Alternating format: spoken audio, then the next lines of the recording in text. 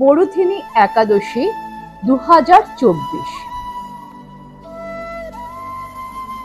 ব্রতকথা ও এই উপবাসের গুরুত্ব জানব। বৈশাখ মাসের কৃষ্ণপক্ষের একাদশীকে বলা হয় বরুথিনী একাদশী। 2024 সালে বরুথিনী একাদশী পালন করা হবে 4 মে। এই উপবাস পালন করলে জীবন পাপ মুক্ত হয়। পাশাপাশি এই উপবাস করলে পূর্বপুরুষদের মোক্ষ লাভ হয়।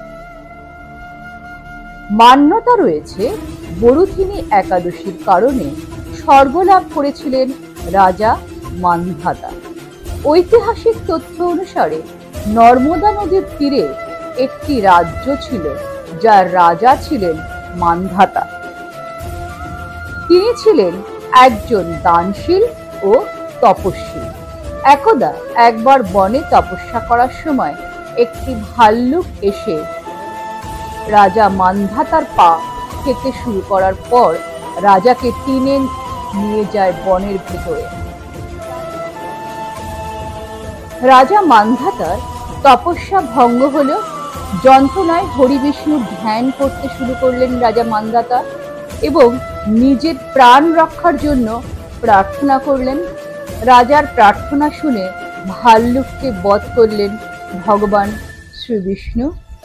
এরপর ভগবান বিষ্ণুর কাছে শারীরিক ও মানসিক যন্ত্রণা উপশমের সমাধান চেয়েছিলেন রাজা মান্ধাতা। ভগবান বিষ্ণু বললেন, রাজা তার পুরনো কৃতকর্মের ফল ভোগ করছেন। ভগবান বিষ্ণু রাজাকে বলেন, মথুরায় গিয়ে বৈশাখ মাসের কৃষ্ণপক্ষের একাদশীর উপবাস করলে সকল কষ্ট থেকে মুক্তি মিলবে। ভগবান বিষ্ণুর আদেশে বরুথিনী একাদশীর উপবাস করেন রাজা মান্ধাতা। এই উপবাসের পর রাজার শরীর নিখুঁত হতে শুরু করে। সেই থেকে গুরুত্ব বেড়ে যায় বরুথিনী একাদশীর উপবাসের। মান্যতা আছে এই উপবাসের মাধ্যমে ইহকাল ও পরকাল উভয় জগতই সুখ লাভ হয়।